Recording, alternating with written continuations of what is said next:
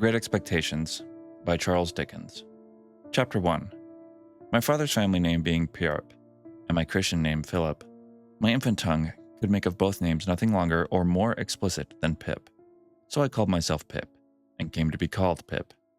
I give Pierre as my father's family name, on the authority of his tombstone, and my sister, Mrs. Joe Gargery, who married the blacksmith, as I never saw my father or my mother, and never saw any likeness of either of them, for their days were long before the days of photographs.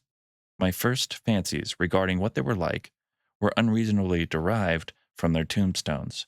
The shape of the letters on my father's gave me an odd idea that he was a square, stout, dark man with curly black hair, from the character and turn of the inscription, also Georgian wife of the above.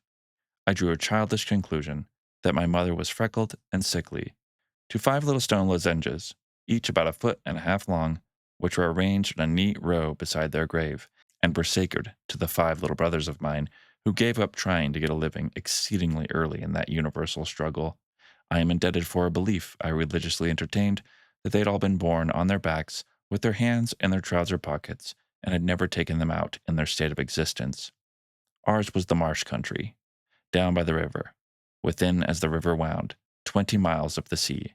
My first most vivid and broad impression of the identity of things seems to me to have been gained on the memorable raw afternoon towards the evening, at which a time I found out for certain that this bleak place overgrown with the nettles was the churchyard, and that Philip Purup, late of this parish, and also Georgiana, wife of the above, were dead and buried, and that Alexander, Bartholomew, Abraham, Tobias, and Roger, infant children of the aforesaid, were also dead and buried, and that the dark flat wilderness beyond the churchyard, intersected with dikes and mounds and gates, with scattered cattle feeding on it, was the marshes, and that the low, leaden line beyond was the river, and that the distant savage lair from which the wind was rushing was the sea, and that the small bundle of shivers growing afraid of it all and beginning to cry was Pip.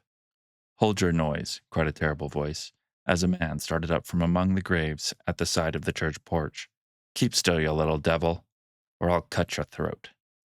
A fearful man, all in coarse gray, with a great iron on his leg, a man with no hat, and with broken shoes, and with an old rag tied round his head, a man who had been soaked in water, and smothered in mud, and lamed by stones, and cut by flints, and stung by nettles, and torn by briars, who limped and shivered, and glared and growled, and whose teeth chattered in his head as he seized me by the chin. "Oh, don't cut my throat, sir," I pleaded in terror. "Pray don't do it, sir." "Tell us your name," said the man quick. "Pip, sir." "Once more," said the man, staring at me. "Give it mouth." Pip, sir." "Show us where you live," said the man. "Pint out the place." I pointed to where the village lay, on the flat inshore among the alder trees and pollards, a mile or more from the church. The man, after looking at me for a moment, turned me upside down and emptied my pockets. There was nothing in them but a piece of bread. When the church came to itself, for he was so sudden and strong that he made it go head over heels before me, and I saw the steeple under my feet. When the church came to itself, I say I was seated on a high tombstone trembling while he ate the bread ravenously. "You young dog," said the man, licking his lips, "what fat cheeks you got." I believe they were fat, though I was at that time undersized for my years, and not strong. "Darn me if I couldn't eat 'em," said the man, with a threatening shake of his head, "and if I hadn't half a mind to it." I earnestly expressed my hope that he wouldn't, and held tighter to the tombstone on which he had put me, partly to keep myself upon it, partly to keep myself from crying. "Now looky here," said the man. "Where's your mother?" "There, sir," said I. He started, made a short run, and stopped and looked over his shoulder. "There, sir," I timidly explained. "Also Georgiani, that's my mother." "Oh," said he, coming back, "and is that your father longer your mother?" "Yes, sir," said I. "Him too, late of his parish." "Ha!" he muttered then, considering. "Who you live with? Supposin' you're kindly let to live, which I hadn't made up my mind about." "My sister, sir, Mrs. Joe Gargery, wife of Joe Gargery, the blacksmith, sir." "Blacksmith, eh?" said he, and looked down at his leg. After darkly looking at his leg and me several times, he came closer to my tombstone. took me by both arms and tilted me back as far as he could hold me, so that his eyes looked most powerfully down into mine, and mine looked most helplessly up into his. Now look ye here, he said, the question being whether you're to be let to live. You know what a file is? Yes, sir. You know what whittles is? Yes, sir. After each question, he tilted me over a little more, so as to give me greater sense of helplessness and danger. You get me a file? He tilted me again. And you get me a whittles? He tilted me again. You bring 'em both to me? He tilted me again. Or I'll have your heart and liver out. He tilted me again. I was dreadfully frightened, and so giddy that I clung to him with both hands, and said, if you would kindly please to let me keep upright, sir, perhaps I shouldn't be sick, and perhaps I could attend more. He gave me a most tremendous dip and roll, so that the church jumped over its own weathercock. Then he held me by the arms, in an upright position on the top of the stone, and went in these fearful terms. You bring me, tomorrow morning early, that file and them whittles. You bring the lot to me, at that old battery over yonder. You do it, and you never dare to say a word or dare to make a sign concerning your having seen such a person as me, or any person somever. You shall be let to live. You fail, or you go from my words in any particular, no matter how small it is, or your heart and your liver shall be torn out, roasted, and ate. Now I ain't alone, you may think I am.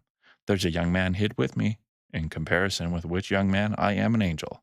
That young man hears the words I speak. That young man has a secret way peculiar to himself of getting at a boy, and his heart, and his liver.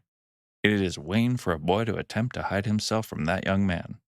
A boy may lock his door, may be warm in his bed, may tuck himself up, may draw the clothes over his head, may think himself comfortable and safe.